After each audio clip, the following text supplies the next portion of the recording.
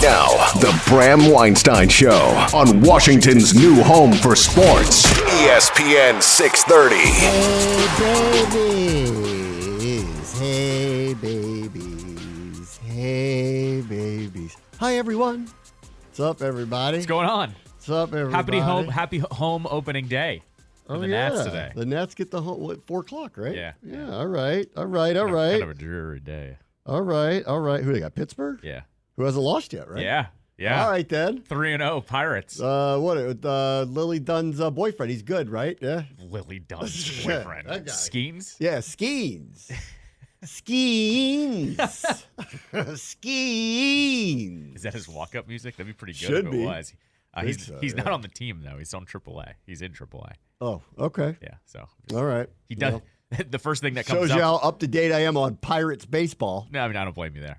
It does say Olivia Dunn's boyfriend, Paul Skeens, throws perfect AAA Pirates debut. She's way more famous than he is. Skeens. All right. What's up? All right. What are we talking about? Oh, Final Four. I want to talk about that first. Which one? The women's game I'll get to later. I'm not going to pretend I know a lot about it. I do know that the ratings are going to be outrageous tonight. They're outrageous. They're going to be the Elite Eight is what that one's going to be. So, will they be bigger than the Elite Eight men's games yesterday? ooh.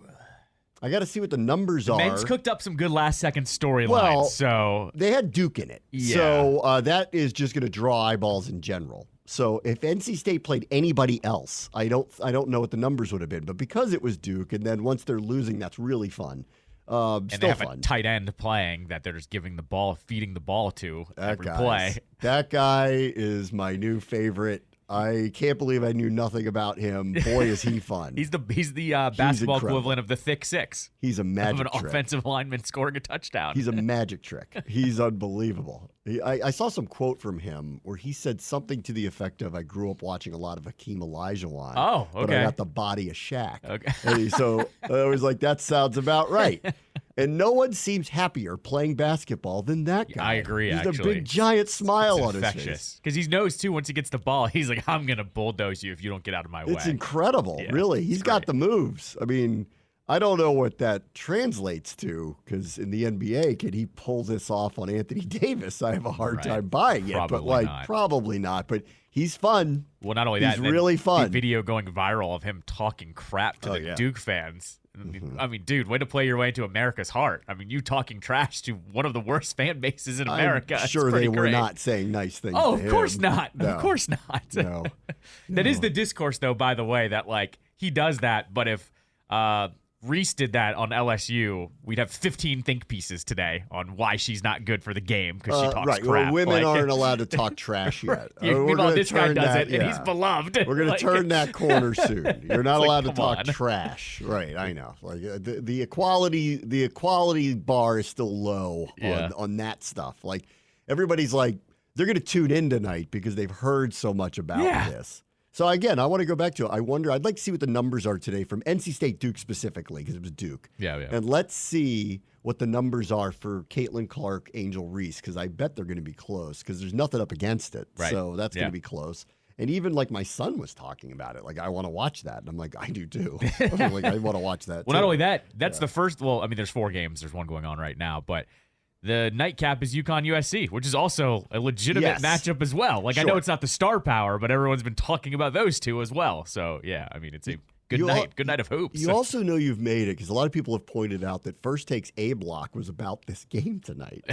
And in it, of course, had to be a hot take. And Stephen A. saying that Caitlin Clark's legacy is on the line. I know. Stop it. That sounds like an SNL fake bit. I know. And I'm like, no, it's not. It's definitely not. It's definitely not. Like, her legacy is solidified no matter what happens here. It doesn't matter whether she wins a championship or not. She has done her duty here of elevating, dying at that because that's a fake headline. It's an Onion headline. It's ridiculous. Like, are we out of being able to talk about this intelligently? Like, her legacy is not on the line whether she wins a championship or not here.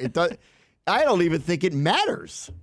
I honestly don't think it matters. No, it I don't doesn't. think that part matters. She has, like, not single-handedly, but in a large way elevated the sport to a degree where everybody knows who she is and her game matters, and she plays for Iowa. Like what are we talking about here now? So the win or lose doesn't even matter anymore. I'm sure, again, they're dying for her to win because they want her in the Final Four.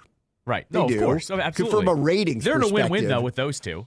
The fact that one of them is going to move on. I think this is going to be, for a sports audience, a bonkers rating for a women's sporting event. I think it's going to be a bonkers rating, and then it'll be bonkers again if she moves on into the Final Four. I don't think it matters, honestly. I think it's win-win here with both of them. Because I think Angel Reese is also having a certain... Yeah. She's having the opposite type of appeal. Like, people are hate-watching her more than watching Caitlin Clark, I think. Yeah, maybe. Like, that's the vibe I'm getting. Caitlin Clark, I listened to The Daily, which is a news podcast from the New York Times. They devoted a whole episode to her last week. Like, just telling her story. None of this was new to me. Sure. Wright Thompson apparently spent the whole year with her and her family and did one of his, think pieces that he's the best sports, he's the best storyteller in sports journalism still. So he did she got the Wright Thompson treatment.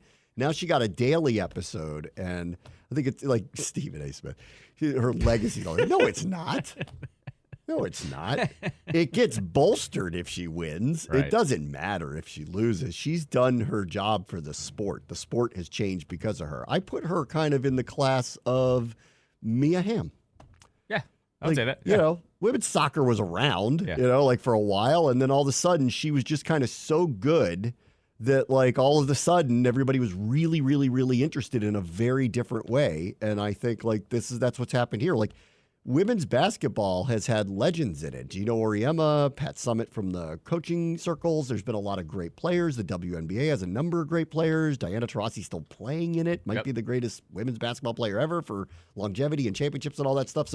But the heightened interest in the sport happened with her over the last couple of years. I don't know. Yeah. I don't. No one can ever say why. What is it about her that did it? But it did it, and so I'm going to wait and see what the rating is. Then I'm going to watch. I mean, I'm genuinely interested in it. So I want to see what happens. No, tonight. I mean, I think I hope that her and Reese. I hope they're playful about it, and I hope they don't do anything that causes any weird conversations the next day. And I bet they won't. I think they'll probably understand that last year I thought all the conversation off of what happened in the championship game was a little out of hand, personally. I thought that got a little out of hand. Well, of course, everyone's going to go hyperbole with hoops. What else do you do? Yeah. Legacy's on the line. No, it's not. What are you talking about? On the men's final. Oh, wait, but before we get off the women's stuff, the Kill Mulkey article was a nothing burger. Nothing burger. Yeah. I read nothing. it. Yeah. That's why I read long as hell, by the way. Ken Babb was probably when she started attacking it, he was like, you should probably read this because I think you're going to be surprised at how little incendiary this actually is. So, because everybody got, she, pulled guns on everybody before it ever came out. And then so everyone wanted to read it, and then it popped up and I read it. It was very long and it was interesting, and there was nothing in it that was either surprising or, in my opinion, slanderous. Yeah, and I actually thought, when I read it, I'm like, that's fair. None of it seems off, and she seems exactly like the personality that's portrayed in it. That was the funniest part. None of it's surprising. She's never portrayed herself as a really nice person. Correct. No, I was like, she seems like a you-know-what. That article portrayed her as such. Yeah. Wasn't shocked. And, right. It was if you don't know her, for a lot of people that are suddenly interested in women's college basketball, if you don't know her, she's one of the biggest winners. She's won championships at 2 schools, and she's got her ways about doing it. Correct. And there was, what I thought it would be. There's a little Bobby Knight in her. She's tough, and will get up in your face, and she'll say things that aren't PC to the players. That's right. Right. She hasn't done anything illegal. Right. Correct. She's just not very nice. Yeah. But, unfortunately, some coaches are like that. I think some of that attitude's with NIL's getting rooted out a little bit more. Sure. Because the players could be like, I ain't putting up with that. Right, There's plenty of places I can go and win. And there are plenty of players that will happily take those players' spots because they want to be coached that way. That's they know that they know it's not personal. Most of the time, right. It's not. It's mostly just a coach being hot-headed. Right, right. Welcome to sports.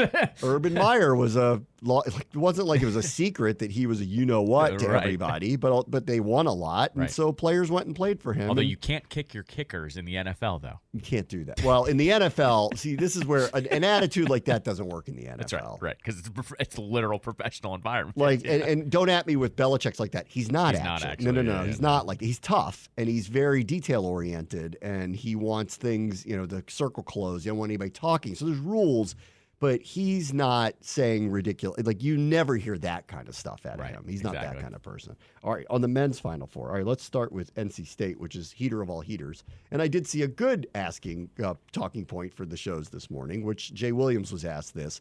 Is this the greatest run you've ever seen from anybody? Okay. And it might be. It might be. Because if they didn't win the ACC tournament, they wouldn't even be here. That's right. They wouldn't have been in the NCAA tournament because their record was average, and they had to win, 5 games? They had to win 5 games. Correct. 5 games, 5 days to get to the point of even getting into the tournament, and then it carried over, and they're on a heater of all heaters. And their team is so fun to watch because they've got a legitimate scorer. Yep. They've got a good point guard. They got a couple of role players, and they got this dude who nobody knows what to do with. And the offense runs through him. It's unbelievable. No, it's you know what they're going to do every time, and you still can't stop it. He's got a little bit of Jokic in him without the range, right? He's got a little. He's got even the broadcasters, Grant Hill, Bill Raftery, Ian Eagle. I thought they did a great job with the game yesterday, and they just kept Grant Hill and Raftery just kept saying they're like, you have to double team him because he's so deft with his moves. He's so big, you can't block his shot, and he's got great touch. But the problem is when you double team him, he's got Jokic in him. He finds open guys, and it's just come along. And it's not like I've paid a tremendous amount of attention to NC State this year, but they are the epitome of stick with it. If we have a good team, if it comes together at the right time, you can have a run. And they're having an all-time run, and the smile on this guy's face is amazing. No, that's the best part. Yeah. There's something always to be said when you're getting dominated, and the guy dominating you is just smiling through the whole entire thing. He hits these shots, and he's like big fat smile on his face walking down the court. The most frustrating thing in the world. And they in the second half were a machine. Yeah. They couldn't miss. Yes. Which was fun to watch. And then, the sad faces of Duke are incredible. Oh, it's the best. It's always the best. It's still great. It's still incredible. It's still fun to watch. They had a better team out on the court, and they just could not score on them. And then they couldn't stop them. And every time they went in the post to this guy, he'd have some crazy move where he would just get a little bit of space and throw up a little hook, and it went in every time. And it was like a magic trick watching it. I don't love them against Purdue because now he's going to have a 7-4 guy on him. Yep, right, exactly. So he better get him in foul trouble. Mm-hmm. Otherwise, the matchup doesn't feel very good. But they're on a heater of heaters. And, it was funny. Like, in the game before, I had noticed, and they were talking about this, like the backup center that comes in for Duke a lot gets into foul trouble, I guess, consistently. And I went well, they're going to be in trouble with this guy because he's going to get a couple fouls on that dude, and then they're going to have to alter their lineup a lot, and they're going to be in trouble. And that played out. This one, I think, this is a bad matchup for them. I mean, here's a true, legitimate defensive center that's bigger than him, at least height-wise, bigger than him. And so if this guy can somehow get him into foul trouble, well, then the game's going to get flipped. But if he doesn't, or if he gets in foul trouble because he's got to guard him. That's right. I think Purdue's going to go down to this guy over and over and over, if for no other reason to get this dude in foul trouble. Sure. And if they can, and he's out of the game for extended periods of time, I have no clue how NC State will actually beat Purdue. Like, I think if they were playing Alabama, where they've got a very athletic team, but might fall into this kind of like what happened with Duke, where they end up in a pace they don't like, and NC State can play a little fast and up-tempo off transition if they have to, that might be a better matchup for them.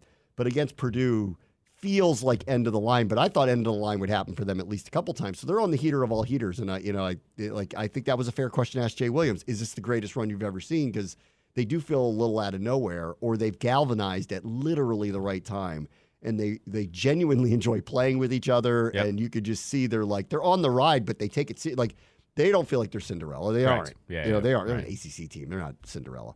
But they were fun to watch, and watching Duke lose, even without K, still there's something fun and enjoyable about watching them lose at a high leverage game where they blow a second half lead, and in the second half, literally couldn't stop them. It didn't matter what that other team did; they just couldn't stop them. It was great. NC State, did you see the stat? They're the second team to go to a Final Four with a losing conference record in their season. The only other team to do it was in 1984. That was UVA. UVA did so it. 2 ACC teams have made it to the Final Four losing in their own conference record. Right, so they were not going to make the tournament, losing conference record. Yeah, it's amazing. So it's ridiculous. They've come around at the right time. They're hot. And, let's see. Who did they beat? They beat Texas Tech. They smoked them. Then they got lucky and avoided Kentucky because they got Oakland, and they won that game. It was close. Yeah. Then they beat Marquette and shut them down. Correct. Marquette can score. And then this happened back in the early 80s when Villanova beat Georgetown in the famous final where Villanova beat Georgetown. They've played them 3 times already. So that's kind of a bad draw for a team like Duke. You don't want to play a team that knows you that well. Yeah, all you're thinking the whole time if you're Duke is you're like, all right, we'll be fine. As long as you don't run into those guys. That's right. And I'm sure as they started rolling, some of those fans were probably like, not them. They literally just eliminated us 3 weeks ago in the ACC tournament. Yeah, they just beat them. Please, let's not do this again. And there they are. They're staring at the same team again. As for Purdue, they've been this good for a couple of years. Last year they were. Well, what are you going to do with that guy? Yeah, right. In college basketball, what are you going to do with that guy? Right. And it's been a couple of years of that where they have a legitimate 7'4" scoring center who is athletic enough and good defensively. Good luck. You're at an extraordinary mismatch against them, and they've come together. And I saw him drop an F-bomb on TV yesterday. We're effing winners. He pulled that one. That feels like a really bad matchup for NC State, like a really bad one. But we'll see. We'll see how it works out. Because their best They've weapon, all felt like bad matchups, though, for NC State. Yeah, so, I get. Well, maybe not the first couple. Like, once they got Oakland, all of a sudden, they're like kind of, they're playing a mid-major. That dude was hitting more threes. They would have won. So, That's right. Once they got into the Sweet 16, it felt like Marquette's had a way better season than them. But then they got Duke, and they've beaten them. They just beat them. They just beat them. Still, I'm just saying. Yeah. I'm just saying. All right. So that matchup, though, is rough because to the point of, what are you going to do? Are you going to double team him, or are you going to try to play him straight up? Well, I don't think Purdue has to double team him with Zach Edey on him. I don't think they have to. Mm-hmm. So that's why I think it's going to be a problem. And that guy just can't get in foul trouble. If he gets in foul trouble, they're dead. So we'll see what happens with that one. On the other side, Alabama won, beat Carolina, then beat Clemson. Clemson was not unlike NC State, probably a little over their skis. That's right. Yeah, got a little farther than probably we thought.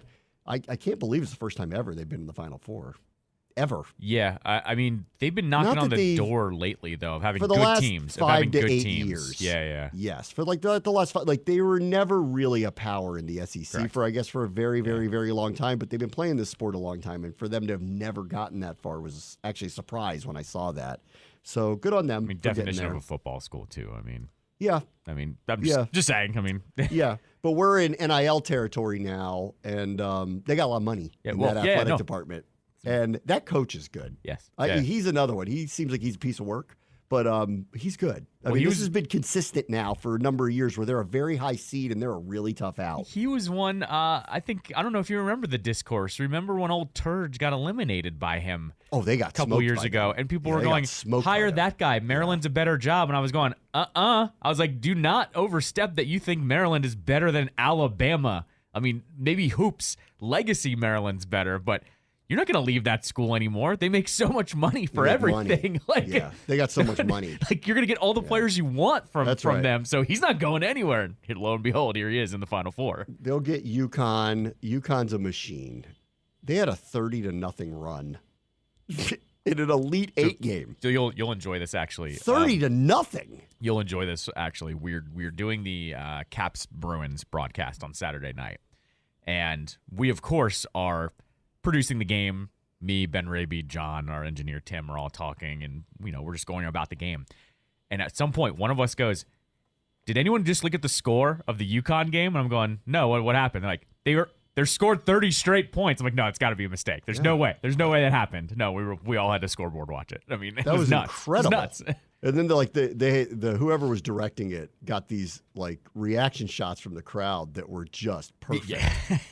Because every single one of them was, how is this happening? Right. Yeah, it's all falling apart. They're utter machine. Yep. And then I love the coach who like goes on and on saying like everybody hates us because our fan base is a you know what. Like he was just like acknowledging like we are just terrible. We're just terrible. Whatever. But yeah, whatever. So that ought to be a pretty good game because Alabama can play really up tempo. Mm-hmm. So they'll have to be hot, obviously. But if they are, then who knows? No Alabama Clemson, unfortunately. Huh? And I was like, Alabama Clemson, that rivalry continues to roll on. That's right. Chris and Kirk didn't get to call that game. They probably should have. Yeah. It's hard to, at this point, I mean, we're a ways away. We're 6 days away from it. But, like, how do you pick against UConn at this point? I mean, they're just killing people. Yep. No, I mean, it's also utter literal machine. America's champ now because everyone has them in the brackets. So, I mean. I guess we should be there, and maybe in the college basketball circles they talk about them this way. But like when you think about the Blue Bloods, you think of Kentucky, North Carolina, Duke, Kansas, maybe a couple of others. Only people mention them. They've won more championships than any of those teams in the last 20 years. Calhoun won a couple of them. Now this is a third coach. They might go back to back. Kevin Ollie won one. Mm-hmm. Now Hurley's potentially going to win two. He's going to back-to-back Final Fours. The way they're crushing people in the tournament is. This is no joke. Yeah. I mean, they're just killing people.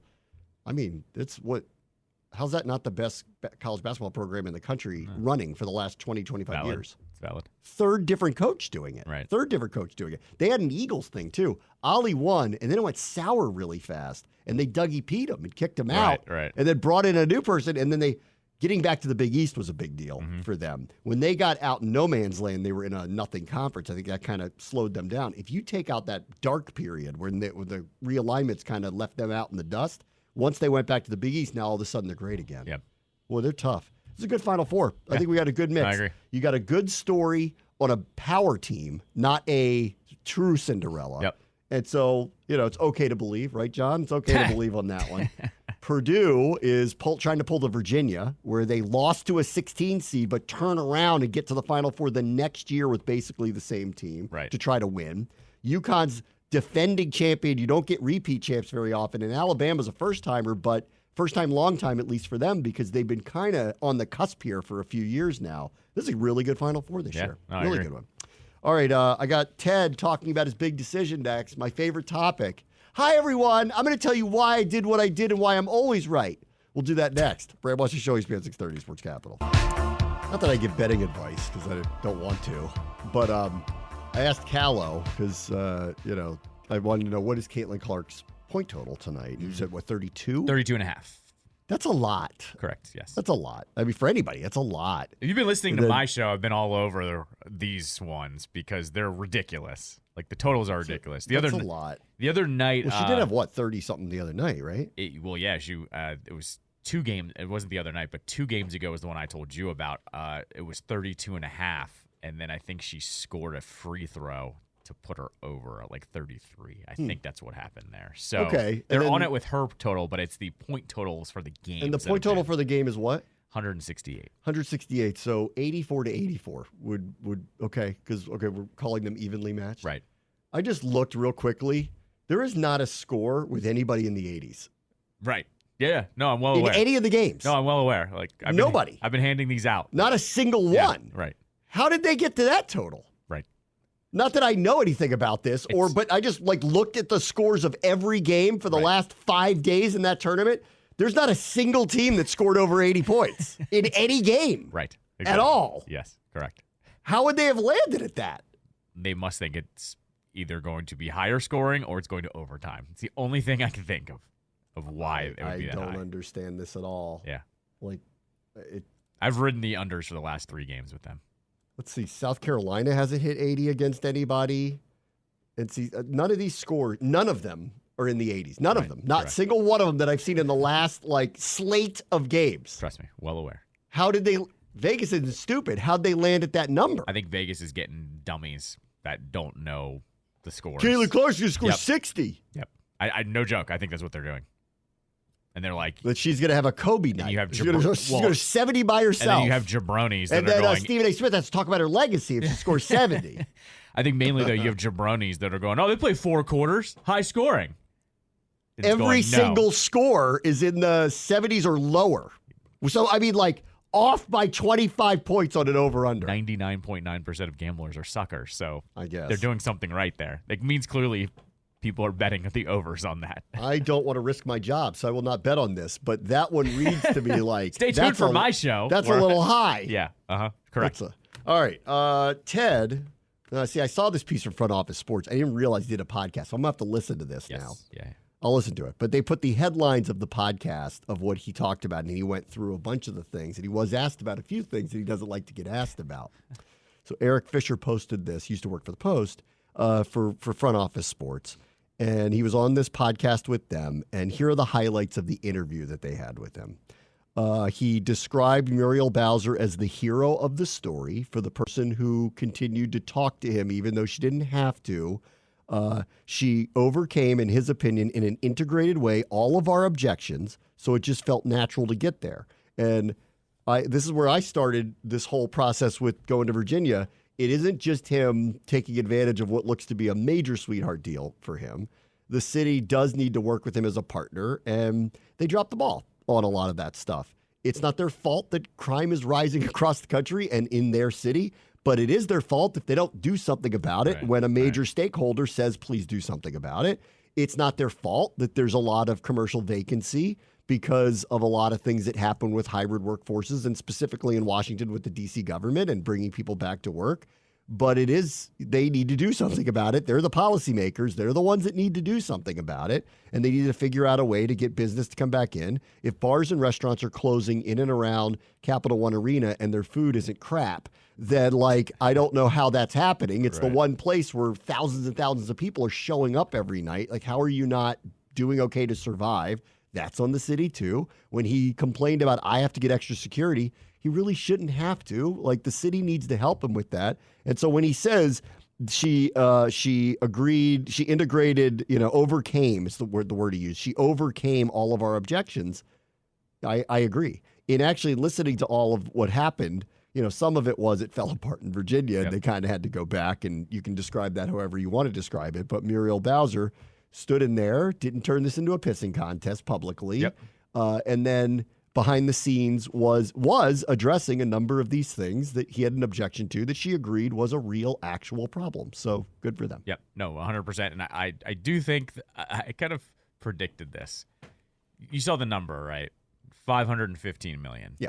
He got $15 million more out of all of this whole rigmarole. When ultimately, they didn't publicize the public funds they were willing to give him until the deal was already announced. Right. So we don't know if that was on the table before he announced the Virginia thing. All I'm saying is this. My DC tinfoil hat theory here is we're going to give you the same deal. We're going to kick in a little bit of extra, and you're also going to tell everyone how great I am, because I kind of need a little uplift to my social status here. You know how this city works. Yeah. And so I think she's going... She was getting hit over the head with a lot of things that are going on. And I thought she deserved some of the criticism that was going on. I'm like, this is not a one-side thing. This is a both sides thing. Right. Ted is not needing to leave that area and not needing to leave that arena because it is in really good shape, but could it be upgraded? Sure. Right. But the surrounding area, Washington needed to be a partner, and that was on her and the city council to meet him halfway. And that's why I agreed with him with a lot of his complaints about what was going on down there and needed to be helped. But I think she also was going, I now hold the keys. Everyone wants you to stay here. Yeah. I'm still willing to work with you, but help me, help you, or help me, whatever way you want to go there. So after all this is said and done, I want you to uplift me a little bit because you talk about how great I was, right? Because I need a little bit of a lift for the people around here. Right. And I think this is a part of this. Well, it's funny. I don't think it's 100% that, but I think she's going, you need to help me out here with my image because some people are criticizing me really badly, and I think you know a thing or two about that. Well, it's funny because one of his big points, and this was also brought up in this interview, and he brought it up the other day. He said this about Virginia and it falling apart when Louise Lucas got in the way of it. Yeah. And he said this, as soon as this pivoted from business and started to become all politics, it started to scare us. We're not politicians. No kidding. Right. You guys did not position this from a public relations perspective at all to get anybody on your side about it. Yeah. You kept hitting the wrong notes. Right. You were off key the whole time. Correct. And there were a few things. We were laughing about it going, just say it's this and people will understand why you're doing it. But he didn't. He kept trying to protect his credibility, I think, or protect his personal relationship to the city. He didn't want to be attacked. Right. He made it about him. Yes, of course. He made it about him, and that was the mistake. Right. You stand to benefit most from this, but you need to position it like that's not necessarily the reason why you're doing it. Yes. And they didn't do that. Right. And he didn't like being attacked. Well, he didn't like it. He's like, I'm Mr. Big and I'm Mr. Right, and you're going to tell me I'm right all the time. And when people started going, yeah, but to a lot of very legitimate things, specifically how it's going to hurt the city by doing it, he got very upset. Yes, correct. That's what I told you. The biggest mistake he made was being human in the whole thing. Was actually reacting to what people were saying about him. But to your point about, I'll hook you up, but you got to hook me up. Yeah. You are a politician now, Ted. You're the one walking around talking about how great the mayor is. You could have pulled the same, I'm Mr. Big, and we have a $6 billion company, and we should be treated better than that, which he couldn't help but say the other night. Yeah. We should be treated better because we have all the money. And it was like, I don't know, man. You're asking us to just greenlight anything you want to do because you're rich. Right, correct. Yeah. That's never going to fly. Oh, duh. Yeah, absolutely. But on the Virginia thing with all that, they became politicians, and we're just trying to do business here. Yeah, they're objecting to a $1.5 billion giveaway of 70 acres of land in their jurisdiction. Why did you think no one would ask questions of that? How did you think you wouldn't have to politic for that? It's actually safe to say, too, that might be the most valuable parcel of land that Virginia has. Wouldn't you argue that? Right on the river like that? It's amazing they haven't done anything quite grandiose with it yet. Sure, but I'm sure they're getting a lot of calls now from other developers going, oh, you want to do something really cool with that? Right. Here's our ideas. In the entire Commonwealth, that might be per square inch the most expensive piece of land they have. Yeah, maybe. They're probably also going, we're just gonna give it to this guy? For what? For what? Let's see. Big plans for the arena is one of the highlights he talked about. They are getting a lot of money to do a lot of facelift stuff. We've heard a lot of things like new food options, more glass so you can kind of see into it, try to modernize the view of it. They are going to move into Gallery Place too. It was not certain in what form. They said that was going to be the Wizards practice facility, most likely. Most likely, but not definitively, and but we're that's not shocking really to totally me. sure. No, that's not shocking to me. This is what I was preaching for 3 or 4 months. Was you needed to say outright you needed more space, but you didn't say that. You just said I'm going to Virginia. Had you just said you needed more space to DC, I think this would have percolated a little bit more. The first thing we said was give them some of the buildings. Yes, right. Or give them favorable lease terms. Yeah, exactly. Consolidate. You have all this vacant, property anyway. Right. Give it to him. Correct. There you go. Easy. Done. Right. Correct. All right, done. Yep. So he said this, though. He said, Clippers owner Steve Ballmer has made an arms race in plumbing, and it's serious. And I asked people, what do they want? And he goes, they want shelves over urinals, better toilets, so we're making investments in that. So guess what? The restroom experience at Capital One Arena is going to be exponentially better now that we got $515 million. You are going to get the super toilets at Capital One Arena. Congratulations. Old Teddy Boy has always been on whatever the best urinal setup has been. Remember, he was the first one to get the cup holder. Do you remember that? That was back in 2008, 2009, when he was like, we're going to put cup holders over the urinals because that's what people are telling us that they want. So, okay, fine. He's upgrading the things the fans are telling him to upgrade. And then we'll see what else he does with the arena, and we'll see what he does with downtown. And I'll reiterate what I said the other day because I know I'm just needling the crap out of him. When he has done things, they've all been very positive. Yeah, no, totally. 100%. The arena that the Mystics is in is really cool. And I know that was City worked with them on that, but that was really cool. What he does in Gallery Place, I actually believe will be really nice and modern and probably fan-friendly in whatever form it is. I believe in them. I believe in their visions of these things. When they do them, they typically work out, and they are very nice. So, On the more glass thing at Cap One, too, because I was talking with someone recently about this, how basically Capital One, we don't complain about the game day experience or getting there or whatever, but the person I was with, a little bit younger, was saying, well, there's those games there, I don't like going as much because you're not as social. And I was like, what are you talking about? And they're like, well, I like going to a Nats game, but I don't really like going to sit in my seat. I like standing at the counter or like the standing room. That's a trend in sports. And I was kind of like, okay, I'm not like that. I like to sit in my seat, settle in, and watch the freaking game. No, but you're now an old man. But I know, yeah. Unfortunately, you are. That's a trend in sports. And a lot of places are doing these kind of very flexible ticket plans where you buy into the stadium, but you're not buying into a seat. You can go into all these different locations. You can move around if you want. You can change your location. You can stay there if you want, but you can move around. It's actually very smart because a lot of people just don't want to sit for 2 to 3 hours in one spot, which to me is what I want to do. But, not everybody wants to do that anymore. Right. So all I could think of was, you are right, though. There isn't really a section at Cap One where you can do that. Go look at courtside. Right. People buy those tickets and walk around the whole time. So I guess the discussion led to affordable versions of that, which I guess is what Capital One is going to have with more glass views, probably reworking the upper bowl is what my guess is going to be there. Yeah. But let's see. And then the other two ones, which were headlining ones, he was asked about Qatar. Okay. I haven't heard it yet, but there's just one quote. And he said this: pension funds and sovereign wealth funds are the best source of capital for investments of that kind. Meaning this, the access to the additional capital is to keep up with rising team valuations, but have additional investment remain passive and oriented to the long term. And he predicts many such deals to come across the industry. That's if the leagues allow it. The NBA and NHL are clearly allowing it in his case. The NFL has not allowed this yet. They haven't allowed sovereign wealth funds to be part of ownership groups or investment packages yet, and it's probably yet. But that's what he says about that. So he's passing it off as it's good money to have.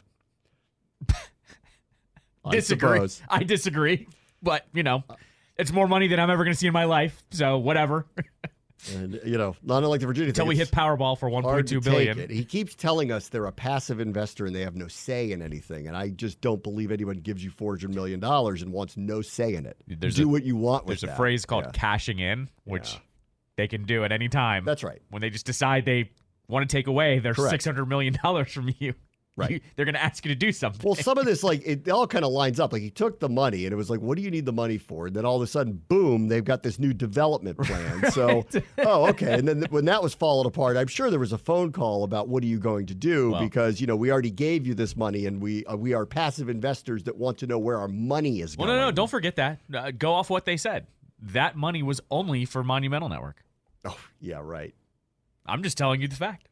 That's what they told us. Okay. So that brand new studio, that's them. Okay.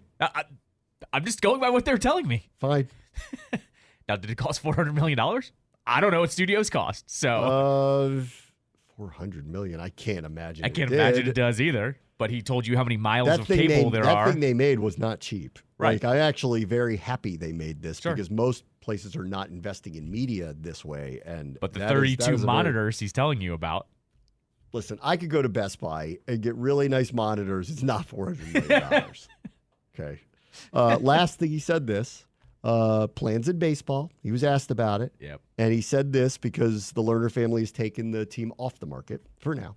And he said this, they know our intentions and at some point we'll re-engage. Yeah. So he's not saying that's off the table or they're done with it or that they don't want to do this. And considering the media empire they're trying to build locally, which again, I'll have to see to believe that it ends up being worthwhile in terms of like the return on investment. Like, I'm glad they did it. I don't want to dismiss that. The return on investment, I'd love to hear him out just from someone who monitors our industry. Yeah. I don't see that working very well in general, and I don't understand how they've put this much money in it and assume that they're going to get all of this back, but they have their own plans for that, and I hope they're right about it. Right. But whatever. But it's there and ready for a baseball team. It's ready for that level of content to show up. The question is whether the Lerners will ever sell it now or sell it anytime soon, and I guess we'll have to see. I still am somewhat shocked he didn't buy the Orioles. A little bit. You don't know if they were ever talking to him. I mean, the way it kind of sounds like that thing got done behind the scenes, essentially, without anyone really talking to anybody. I mean, we saw the first announcement, and the Orioles had to announce they weren't for sale. Right. We're not for sale.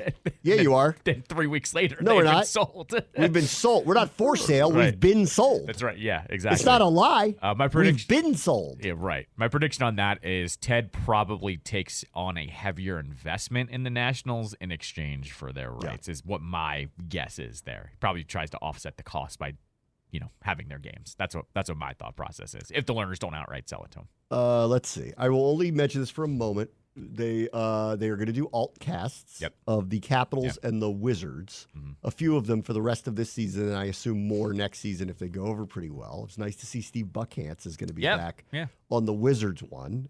So they've mended the fences so much so that they're putting him back on the air. Yeah. So that's nice to see. Yeah. And then the Capitals one will have who on it? I don't remember. Alan May, Bruce Boudreau, and Devontae Smith-Pelly. They are all going to. So they're going to have him do the pregame and then go to the alt cast so, and then go back to the postgame, something like that. Guess so. Okay. Grant Paulson, of course, is going to be hosting it. Yeah. But yeah, as far as I know, those are the only guests I saw. I don't know. I'm just gonna no comment. Good luck. I mean, I'm glad they're doing more. Sure. My message is I'm glad they're doing more. I think that more is better. Like we see this consolidation of sports content, and I think we have a very vibrant sports community. And I'm glad someone's willing to invest and do more. Sure. I will be interested to see the ratings of altcasts for the local teams. Right. I'm just gonna say this too. We have a great crew here. We have Joe B and Craig, and so I don't know. I'm always going to turn those guys on because I know that those are the guys that I grew up with watching. So, I mean. I like watching the games. Like, I don't watch the Peyton and Eli show. Right. Yeah. I turn it on every once in a while. I see the viral clips that come out of it later. I like to watch the game, but that's just me. And if someone else wants to watch the game in the alternative version, go ahead. But I also sit in my seat and watch a game, too. Yeah. So I'm a weirdo, apparently. There's only one guy that I moved channels for, and it was when Will Ferrell was on. Will Ferrell? That was it. Okay. But, that's what it took. Every other sports person, I was like, I'm good. I'll watch. You'll put the clip out. I'll put the clip out. Yeah. The clip will pop up, and I'll see it. All right, we'll take a quick break. We'll talk about what the Caps did over the weekend next. Bram, watch the show, ESPN 630, Sports Capital. Let's see. Over the weekend, the Capitals lost to Boston 3-2 in the shootout. They played a really good game against a really good team, got to overtime, got a fortuitous high sticking call that gave them a double minor. So they were 4-on-3 for the final 4 minutes of overtime, and they got maybe one decent chance out of it. So they left a point on the table for sure. I mean, it'd be one thing if the Bruins goaltender made a bunch of crazy saves or something, but he didn't. He made one save. He made one save against Strom. That was really good. But there was no blitzing. No grade A chances. No. Yeah, there was one or two. Yeah. They left a point on the table, and then Boston got them in the shootout. You knew when they didn't score. It was kind of deserved. Yeah, well, you knew when they didn't score, they weren't winning in the shootout. But they, they did. I did like hearing this. I was watching, and, Koken gets to talk to the assistant coaches in the periods. Yep. And one of them, who's got a very thick Boston accent, popped up, and he said out loud, he's like, our game plan is to kind of bog this down and have not a lot of, we're not trying to get into a pace game with anybody. Yeah. No, I mean, we all which know is that, what I was saying, about with Toronto. I don't know if you can, or teams like that that are just fast. Like they just kind of get skated off the ice. Like they can't keep up with teams like that. Maybe Boston's not that quick, but they do have legitimate finishers. And so they just did. They want. I think he described it as we want low event is the way he put it. Correct. Low event is what we're looking for, and they got that. And they ended up in a 2-2 game, and it felt very game one of a playoff series. Correct. Honestly, it really felt that way. Like they were priming for one. Thought they played really well. They had, they didn't get a lot of shots on net, but they were clearly playing a defensive style to try to avoid bad things happening on their side of the ice. Found themselves in overtime, got a break, and blew it. Yeah, right. Blew it with the break. Yeah. So, all right, I'll take the point because everyone around them that matters seems to be skidding off the rails. Yep. So they are just kind of streaking towards ending up in the playoffs one way or another. And Philly, who's playing the Islanders tonight, that's a huge game because that's a win-win for us either way, really. Tampa Bay's got Detroit tonight. Tampa Bay, they're too far ahead of us to catch them. So whether it's the wild card over Detroit or whether we totally overtake Philadelphia, tonight matters for us. And I was looking at it, and I went through I wanted to see how this is shaped up because I've been confused about how they structure the playoffs, but I now know. If they come in third place, which is the best they'll do in the Metropolitan Division, they will play the second place team, which will be Carolina. Got it. That will be their first round matchup. If they end up as the wild card and the last wild card, which is what they would be, they would get the Rangers. Sorry, they would get the Rangers now, who have the best record. You would get the number one team. So we're either getting Petey Lobs or the bunch of jerks. And right now, like I guess someone could overtake the Rangers. They're a little separated. Carolina's going to be the second place team. So if they end up in third, they're going to get Carolina. That's who it would be. You either get Petey Lobs, could be possible President's Trophy winning head coach. Yeah. Which, as we know, we love that around here because President's Trophy winner means jack nothing, especially when it comes to the NHL playoffs. Right. In fact, it usually is like your death march because you're going to get bounced eventually. Or, by the way, I have to correct you. They're not a bunch of jerks anymore. I believe their new phrase for the Hurricanes is bringing the chaos. They've gone full chaos season. Bringing the chaos, hon. They stole the O's bit from stupid. 2 seasons ago, which irks me. No. But anyways, that's what they're doing. But I'll take either one. I'm fine. I'm fine with taking on either one of those ones. It's better than Toronto. That's the one I don't want them to play because I don't think they can't play with them. We need someone to beat them. Not that we're getting anywhere. You really think Toronto and Samsonov is going to be consistently good that whole entire time? Have you watched them play them the 2 times they played them? They just got completely smoked both times. It goes tilt on them. They can't skate with a team like that. I believe Charlie Lindgren would steal more games than Ilya Samsonov would stay intact. So we win 1 game 6-5. I think they would win 2 games and make things interesting. That's all. I think we can't skate with those guys. So I don't want to. Not that I feel like we're going very far, but I do. This is fun, and we're kind of on the cusp, and this is what it is. I don't think I have a preference on Carolina or the Rangers, other than the Carolina series feels like it would be really fun because they've had some weird games with them so far. Yeah. So I think that would be really fun if that's how it ends up. It would also be a full circle back where the Hurricanes bounced the Capitals in 2019 after the Caps won the Cup, and you were kind of like, oh, this is interesting, like this upstart Carolina Hurricanes team, and then all of a sudden the roles are now reversed where you're the underdogs heading against them, and they were also the team that honestly ended their season last season. Like, when you pinpoint last year where Brian McClellan knew this team was finished, it was the Stadium Series game. Remember that Stadium Series game wasn't close. They were ran out of the building in a primetime game, and it was their first sign of, we probably need to tear this thing down. So the fact that it would come full circle just a year later would be pretty cool. So there are 2 games at hand with the Flyers and 1 with Detroit. Both of them are playing tonight. The Caps are not. So they're going to be 3 games at hand with the Flyers. Yeah. If the Flyers lose tonight, they'll have 6 games left. They'll be tied with us in the standings, and we'll have 9 games left. That's right. There's almost no chance they'll... Almost. Knock on wood. I mean, we'd have to lose outright 3 more games just to remain tied with them. Correct. Just remember the Cap schedule is tough. It is, but the Flyers isn't, and they're losing to these teams. Yeah, no, the other night they lost to the Blackhawks at home, and I felt like you could hear Tortorella from down here with how much he was screaming at them. Yeah, Serenity now. Right. And Detroit is skidded the wrong way. And again, if they lose tonight, we'll have 2 games at hand and 2 points up on them. Right. So we'll have no excuse at that point to get in one way or the other, and probably as a third place in the Metro. Look at you. It's okay to believe over there. It's okay to believe. As for the Wizards, lost twice this weekend. One to the Heat, no surprise. The other one at home to the Pistons, which was the game of the year. Because if you want... You were pumped about that. If you want the most, ping pong balls, you kind of need them to win a couple more games than us to keep losing. And so the game they had to lose, they lost. They lost to the Pistons. They're only a game up on them now. So we'll see. But I did see this, and I thought it was funny. It's just, even paying any attention to this. Jeff Goodman tweeted this. And I actually agree with this in watching the NCAA tournament this year. He tweeted, he goes, this is the worst NBA draft ever. Oh, great. Awesome. Well, think about it. Who have you watched during the NCAA tournament where you're like, oh, that guy's going to be good as a pro? Yeah. Name one. No one. Yeah. Nope. The dude from Oakland who can't miss threes? No, he's selling insurance next year. Right. Who have you seen in the NCAA tournament where you're like, that guy's going to be good? Not one of them. None of them. None of them. So we're going to get the number 1 pick. Wizards, bruh. Oh, man. Wizards, bruh, it is. We're going to get the number 1 pick, and it's going to be a who wants to trade for it. Watch. It's going to be one of those. Who wants to trade for this? Right. I will say this just off of Friday's game. Guys, 87 points at home. Hey, I'm not complaining. Considering where we are, I'm not. There are certain things you got to draw the line on. I'm just saying 87 points at home against that team. What are we doing here, guys? That alt cast is going to be something when you score 87 at home against the Pistons. It's going to be something. The alt cast starts when? Do we I don't know. Soon. I thought they came out soon. I don't know. Soon.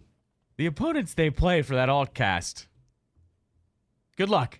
I don't remember who their schedule is. I've totally just run through. I'll run through just the opponents that they have left here. Mm-hmm. Bucks. Okay. Lakers. Yeah. Trailblazers. Yeah. Raptors. Timberwolves. Bulls. Celtics. Last game of the season. Well, they got the Timberwolves, who's top seed in the West. They got Lakers. Lakers always fun. What I'm getting at is those games aren't going to be pretty. Like there's not a lot of pretty games there. Oh, the Bucks are going to kill them. Yeah. Uh-huh. So that Raptors one ought to be all right. So I'm just saying, be careful what you talk about. Okay. Yeah. Be careful what you talk about over there. You can have Muriel Bowser on. She's a hero. You can have her on. All right, let me take a quick break. Bram Show, ESPN 630, Sports Capital. Let's see. The Commanders just sent out notice that they will host their annual draft day party down at National Harbor on day 3 of the draft, which is Saturday this year. I think it's the 27th. Mm-hmm. First round's a Thursday night prime time. Second, third round Friday night. So rounds 4 through 7 will be there. What they've done in the past is they've had some of their early draft picks show up to it. Mm-hmm. So hopefully Jaden Daniels will be there. Oh, that's your endorsement? Jaden Daniels? Yeah, it's been my endorsement the whole time. I'm trying to wish it into existence. Well, you've alluded to it. You haven't said it out loud. I don't know what they're going to do. No, I've said all along. My preference is that's the way. I want Caleb, but I mean, like, if he's going to be gone, which I assume he is, then that's who I want. Yeah. I wish I would have pulled this. Unless the Bears get scared of nail polish. You never know. I wish I would have pulled this. Greeny finally did it. I was waiting for someone to finally start saying it. Does Jaden go number 1 overall? We've run out of things to talk about. Well, but I told you this is going to happen because we had too much time, and eventually you had scouts saying, oh, well, he'd be number 1 in any other draft. Yeah. And then they even started talking about Caleb still gets drafted number 1, but not by the Bears. That's where the discussion started to move between him and Hembo earlier today. They're going to convince the Commanders to trade up and then because they want Jaden, and if you want Jaden, then but then they wouldn't get him. What? Right. So you're saying they would trade out, but to get Jaden Daniels, they have to trade down to 2. That's it. Or if they don't want Caleb, is what he was alluding to. If they don't want Caleb, but if they don't want Caleb, they have to trade with us. If they want Jaden, unless they're willing to take Penix, which maybe they are. Maybe they are. We don't know. So maybe they are. A ton of draft capital in Penix. Right. Rookie starting quarterback. Got rid of Fields. Right. Exactly. Not happening. They traded Justin Fields. We know what they're doing. They're using the number 1 overall pick. Why are we overthinking this? Now, do you want to have a discussion about whether they actually secretly would prefer to take Jaden Daniels and that they're going to do that? Right. And just do that, not trade, just do that. Maybe. I'll hear that one out. Okay. I'll hear that one out. But trading out of it, how is that even possible? I don't know. I'm just passing their fans along would go crazy. Their fans would lose their effing minds. Like if they traded with the Raiders, right, and go down to whatever number they're at. And then all those other quarterbacks are just gone because the other teams didn't trade out of it. Their fans are going to lose their minds. Bears country, let's ride. Let's ride. We can get Russ next year. Get Russ, yeah. We're going to get Russ next year. Maybe they trade with the Steelers and get Russ. Oh, God. That would be amazing. I'd love it. I'd like to see that press conference. I'd like to see the questions that are asked. Just, fly on the wall that press conference. Let's just hear it. Hear your reasoning, please. I love the Bears. Everybody loves the Bears. They're using the number 1 overall pick on a quarterback. It's probably Caleb Williams. They have done nothing to push back at all in any slight. Like they could hint. We're not sure what we're going to do. They're going to take one. Right. But it seems like it's set in stone. Just saying. The die is cast. Okay? The die is cast, everybody. Well, things change. They do. Ask Muriel. Muriel's like, we'll see. I'm not doubting her on RFK anymore after this one. She's probably like, keep doubting me. I am just putting it out in the ether. If one of you guys has a Monumental Opportunity T-shirt, I would pay handsomely for it. You want that? I would pay money for it. It's a good piece of DC sports history to have that. I would wear it. Like, I'm serious. XL. If you get it, you have to wear it then. Yeah, I know. No, Okay. Yes. All right. That's not a joke. You have to wear it. Yeah, no, I'm not. I would. I would. Do you see what I wear on a daily basis? I want to wear it. I still dress like I'm 15. Yes, I would absolutely still wear it. Do you doubt that I would wear it? Because no, I don't. I do right. think, like, I would say I'd wear it, and then I'd have to be like bullied into doing it because I wouldn't want to actually wear it. It'd be in the rotation. I bought a $3 Rui Hachimura Wizard shirt because I thought it was funny. You've never worn it. No. Yeah, exactly. I might wear it if it's soft enough. I'll wear it to sleep. Basically, if it's soft That's enough. always a terrible. You bought a new shirt to be a sleep shirt. What are we doing? It was here? $3. It was during that crazy sale that was happening. They were just getting rid of all the other stuff, and I was like, Rui Hachimura Wizard shirt. $4 Kuzma jerseys. Yeah, I had to get that. Okay. So, all right. So Greeny went there with the. We're out of things to talk about. Let's talk about Jaden Daniels going over Caleb Williams. Yeah, or them trading out of that spot. No, the only trade they're making is with us, or New England. Which maybe I don't know. Us or New England. That's the only trade they're making because they can't fall out of the top three if they don't love Caleb Williams. Well, if they love Jaden Daniels, why wouldn't they just take him? Like, it doesn't even make because. They have to trade with us. Yeah. And they'd have to know who we're taking to do it. Yeah. No, I know. No, it's not happening. They're using the number 1 overall pick. If you want to have a discussion about whether they should take Daniels over Williams, I'm here for that one. But I don't think that's what they're going to do. But I'm here for that as a logical possibility of happening on draft night that they don't take Caleb Williams number 1. I'll hear that. But they're taking a quarterback, and there's only one other one they're taking. Could you imagine? They're not taking JJ number 1. Chicago would go nuts. Could you imagine if Raj came out to start the draft at 8:15, whenever the draft starts, that Thursday? What's that, April 25th? Yeah, 25th. And he comes out and he goes, welcome into, where are they at this year for the draft? It's Detroit. It's Detroit. Hello, Detroit. Thanks for being a great host. Let's get the NFL draft started, and I have a trade to announce. Could you imagine the pop that happens in that place? And social media going nuts if they went full WWE. Especially all the Lions fans who are like, yes! Because they can't be pleased about this. Yeah, I mean. How are they happy about it? Yeah, they're watching an arch rival take what might be a generational quarterback. That's right. Yeah, exactly. They lived that with Rodgers and Favre forever. I bet you they've had their fun for such a short period of time. They don't need this guy showing up and being a great in their division. So I wonder if Raj, even behind the scenes, is telling the Bears, like, if you're doing this, keep it on the DL. We're going to do this the night of. We're going to break the internet.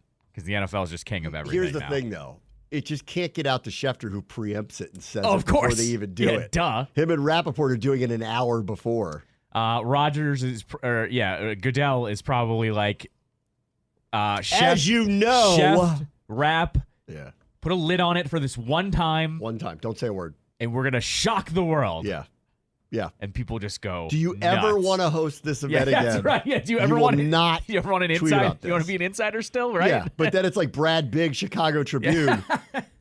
There's a massive thing that's about to happen. Right. It'll get out. Courtney There's no way it won't get out. Yep. They're trading the first overall pick. Yeah. She's like, fire me, player. Go ahead.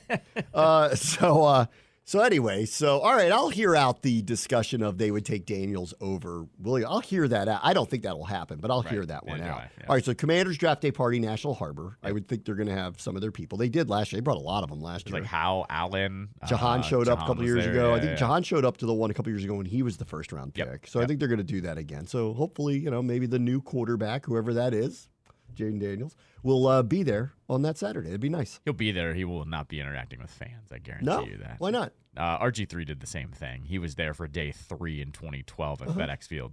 Did not interact with fans, though. Did like a hi to the crowd and then shuffled off to Dan's suite or wherever he was hanging out at. Dan's not here anymore. I know. These are high-profile athletes. I'm just telling you. I know how this works, being a fan sometimes. The Commanders did sign a few people again. They continue the flurry of signings. When they said they're going to have 4 quarterbacks, they meant it. They signed Jeff Driscoll today. Yeah. Jeff Driscoll actually was at Florida when Dan Quinn was there. Okay. So that makes a little bit of sense. He's also been around the block a million times. He's a clear vying to be the number 3. Mm-hmm. So now we know that one. All right, so that's mystery solved. From Driscoll, Mariota, whoever goes at number 2. That's right. 4 quarterbacks. 3 may make the team, maybe only 2. Somebody goes to practice squad. We'll see what happens there. So Thursday, August 29th, Commanders, Ravens, entire game, Jake Fromm and Jeff Driscoll.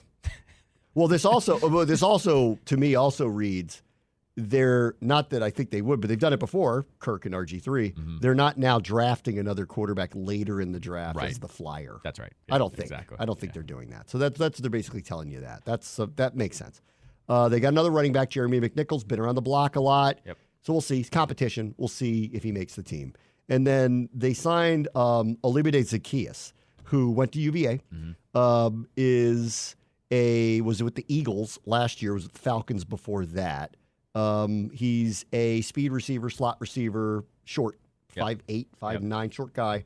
But I've been waiting for this too. They needed a third receiver. They've needed a third receiver. I don't think this is prohibitive to them to drafting someone relatively high if they get the right person. But it's all kind of, the roster's starting to take shape. Yeah. Because they re-signed Crowder, who's probably going to be their primary punt returner. Zaccheaus, who comes in as what would be a 3 or 4.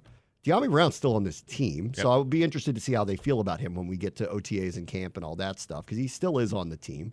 So that's 5. That's 5 almost obvious receivers that would make the team, and then we'll have to see. I'm sure they'll draft one somewhere. They haven't signed a young tight end, so that feels draftable. They haven't settled tackle. They haven't settled corner, and they obviously haven't settled quarterback. But it's all kind of coming together now. I thought Zaccheaus was a nice pickup for them as a third, fourth option on the team, and it's a pretty good pickup. We still don't know who's returning kicks, though, either. No, and I've been meaning to talk about this with the rule change. I think you have to look at this differently than you did in the past. You kind of need someone with a little bit different of a skill set to do this because of the way that they're going to line up. The teams are going to line up at the 30 and 40-yard line, and then they can't move until the player starts returning the kick, and you're punished pretty significantly for doing touchbacks. So they're making you return the kicks now. And these aren't the one-cut, find the seam, go kickoffs anymore. Everybody's going to be very crowded. You're going to have to almost run sort of like plays, sort of. So I think you need a different skill set type of person. I don't know that DeAndre Swift would return kicks, but he's got the type of skill set that reminds me of someone that might thrive in something like this, the 2-3 quick cut, get through a play, find an opening. So it's funny, we don't have Antonio Gibson anymore. I actually think he'd be good at these. Right. We'll see if New England uses him that way. But I actually think he has the skill set where he's got about a 10-yard running window to figure out where to go and probably have to make 2 cuts, and he's very good at that. I think that's what you're going to need to look at for a kick returner. Yeah. So I don't know who that's going to be, and we'll have to see. But you have to take it seriously now because otherwise you're going to be giving up field position. This isn't it's not a ceremonial play anymore. They're going to make you return the kicks, and you're going to get stuck inside your 20 if you have the wrong guy, a slow guy doing it. If you just push it off it's not that big of a deal, you're going to be giving up a lot of field position throughout the year. So I think they have to think about it differently this year. And we'll see who ends up either doing it or whether they go like Pittsburgh did and go get a guy who's traditionally been good at this, but I don't even know if Cordero's going to be good at this one. He's a flat line speed, one cut, gone seam guy. That's not these kickoffs anymore. So we'll have to see how that works out. I did want to talk about DJ Burns, the NC State guy. Apparently, all the scouts are calling up about him, wondering if he could transition to become either a guard, a tackle.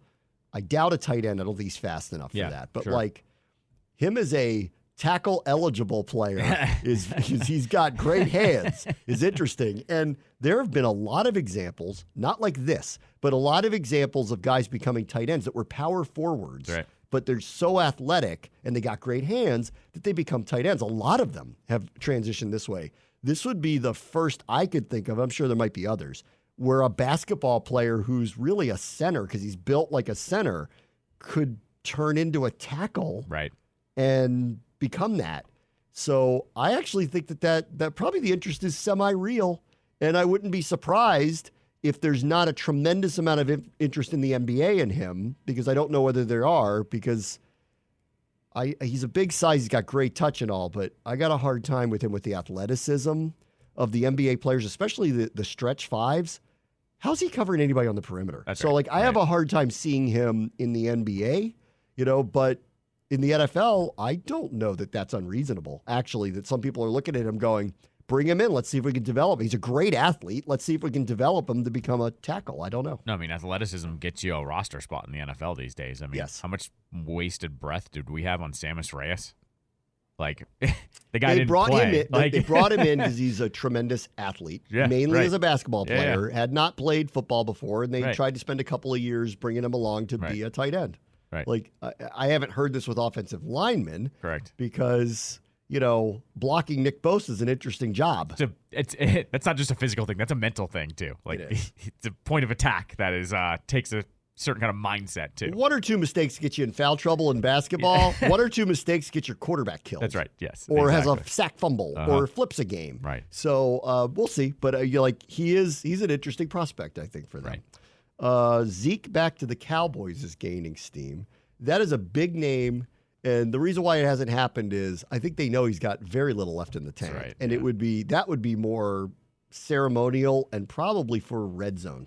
Yeah, because I actually think in the red zone as a straight line runner, he's still fine. What he doesn't have anymore is his lateral movement like he used to have. So he's not a primary running back anymore. But if he goes back, I think he probably wants to go back because he probably wants to finish his career there. And they liked him, and he was a big star. And if he comes in for a series or two here or there, or comes in as a vulture in the red zone, I could see that. So that's a possibility. Yeah. I mean, exactly. And he's not going to cost anything. That's the most important part for the Cowboys.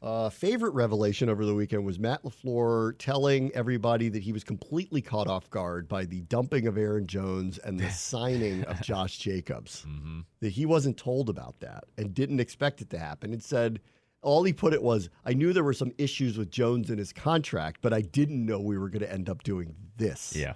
So, see, Rodgers is right. That front office doesn't talk to anybody. They don't even talk to their head coach. That's right. They're working in their vac. We do our job. You do your job. We'll give you the right players. Don't worry about it. That's and in the end, you're upset you have Josh Jacobs? Really, are you? Right. How are you? How are you upset about that? Although Aaron Jones is very, very good. Yeah, I was going to say, it's not like they cut some aging veteran. Like, That's very right. effective Where did he go, running Minnesota? back. Yeah. So they just let go of Dalvin Cook. Tried to go cheap at running back. Didn't work out very well.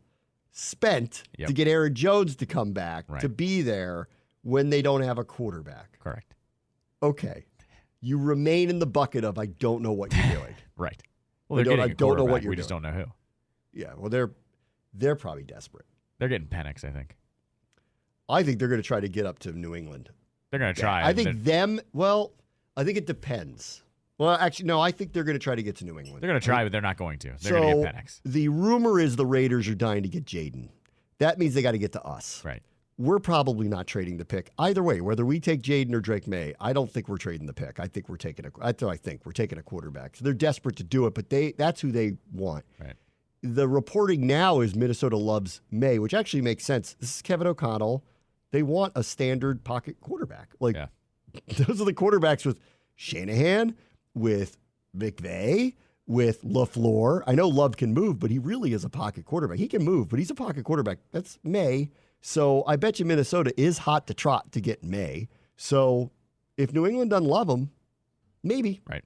And if they're willing to give up the farm, which maybe they are, then I could make a case for New England to go, you know what? If they don't love May, let's take the haul. We've got runway here. Bill's gone. No, we don't have high expectations. We got a lot of roster spots to fill. We could take Penix at a later point in time. Right. We've got Brissett, who is a good, not great, but good starting quarterback. He's not bad. He's a good starting quarterback. We'll get through the year and we'll answer this question again. I think if Jaden somehow doesn't go number 2, I think it'd be hard for New England to move off of it. They probably would take him. But I'm starting to believe now that Minnesota's going to make a deal that New England can't turn down, and they're going to get number 3, and they're going to take Drake May. They're going to give up 4 first-round picks, the 2 they got this year, and probably 2 more. And then New England's going to go, how can we even turn that down? Moves them down to 11. They could take Penix if they want him. Right. You don't know that McCarthy's going to go that high. He might be there at 11. That's true. Yeah. Possibility. Maybe. Right? Possibility. And then New England gets their next Michigan man. Such a mistake for them. You can't do that. And then one other thing I saw this weekend, Lamar Jackson is heavily involved in restructuring the offense, the Ravens have said, and they're letting him weigh in on their draft plans with potential prospects. There's nothing wrong with that. Really? Weighing in? They're not saying he's making the decisions. And when you don't pick the guys that he likes? They're saying weighing in. Okay. I don't think there's anything wrong with that. Why would you not listen to your quarterback when it comes to some of that stuff? I think there is the players play, the coaches and the GMs do the coaches and the GM things, and I think you're better served because if he's like, you got to go get this guy, I love him, and then he is available and you don't take him, then he's going to be a little like, you didn't listen to me. I would say that I just think it's more trouble than it's worth. I would say that Lamar and weighing it on the offense, I totally agree with. Right. Like for him sitting there going, let's do more of this, let's do more of that. Yes. I would say though, I would think the Ravens and Lamar have weighed in with each other and know like, hey, give us your input, but if we don't take your guy, don't be pissed. Yeah, and I think they probably have had that dialogue. Maybe.